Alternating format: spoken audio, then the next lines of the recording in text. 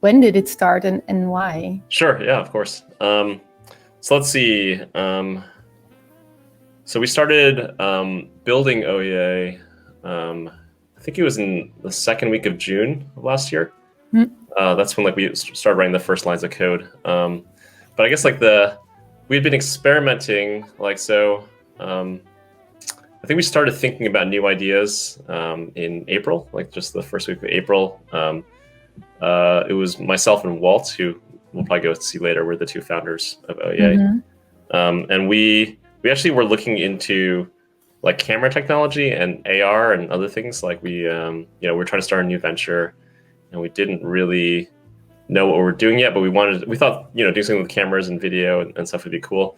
But then because April, you both work for Snapchat, right? Yeah, we were both in the New York office of Snapchat. So working on maps and various other teams at Snapchat. We were both actually managing some of the feature teams on Snapchat, the product. But we decided it was time to start a new venture, and then the timing was actually awful because the lockdowns, because of the pandemic, had just started. Basically, right. We hadn't known they were going to start, but we'd planned to leave months and months before that. But the timing. Yeah, this was a totally different project than it was not within Snapchat. It was like an. It was like a separate venture. Yeah. And we thought that we would just be have our own little office and be starting a new thing, but we were both stuck at home trying to work together on new things, and I don't know, we found that it's quite difficult to start something new remotely like that.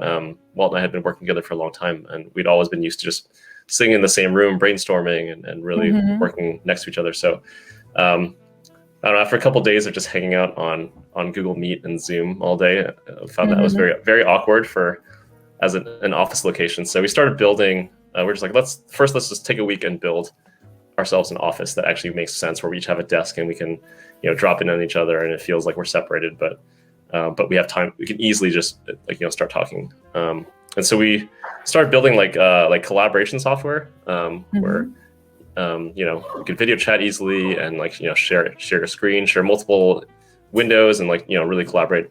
And then a couple weeks into that, somebody else came to us and said, "Hey, I hear you're building video chat applications. Can you make one for us too?" And they wanted to do something where people could sit in a circle and pass a talking piece and just have they call it a council session. And then we're okay, yeah, we're good at this now. We can build this in a weekend or something. So we started building it. I think it was sometime in May, and and at halfway through it, we were kind of wait, why are we writing code to do this? Why isn't there an easier way to create online interactions that are video centric? And that's sort of where the idea originated. We were what if we could empower everybody, including non-engineers, non-programmers, to create these online experiences with just a drag and drop interface and no code at all.